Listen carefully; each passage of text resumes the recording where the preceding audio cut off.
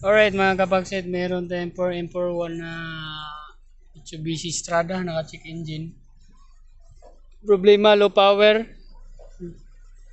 Delikado pag gusto mo mag-overtake. So, chinek natin yon. Dito talaga tayo mag-check. So, check natin yung waveform ng freezing time. Freeze reading ng ano. So, ito yung data list. So, ang nangyari dito, ito yung fuel pressure target. Dapat 40 MPa yan. Ito yung fuel pressure niya. Yan. So, malalaman mo yan pag hindi tugma yung pressure niya. Masyado siyang nag-o-opposite yung yung pressure sa fuel pressure target. Na desired talaga niyang So, i-rev natin para malaman natin.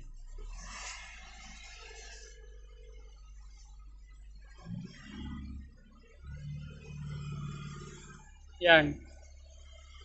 Steady natin yung accelerator. Ayan o, kita nyo. Naka 70 lang yan. Tapos dito, 18, hindi 450. Bagsak-bagsak yung wave niya. Yan.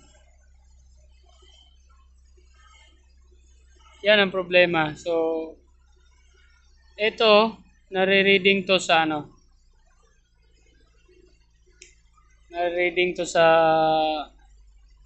injection pump. Pero pag naka-idle siya, ayan. So, 40, 41. So, press natin yung accelerator tapos i-steady natin. Yan, hindi pa masyado siyang halata pag ganyang RPM. Lagay natin sa 2000 RPM.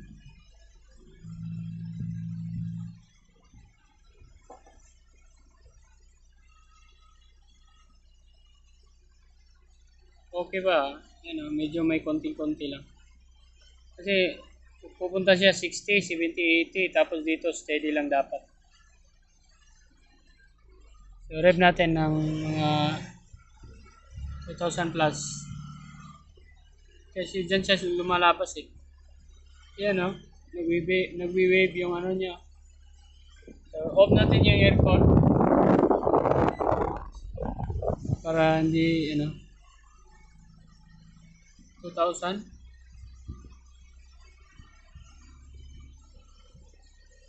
Yan. Steady na yan Yan yung MPN dapat niya 63. Tapos dito, ayan, kita nyo, hindi siya stable. Bali, up and down siya.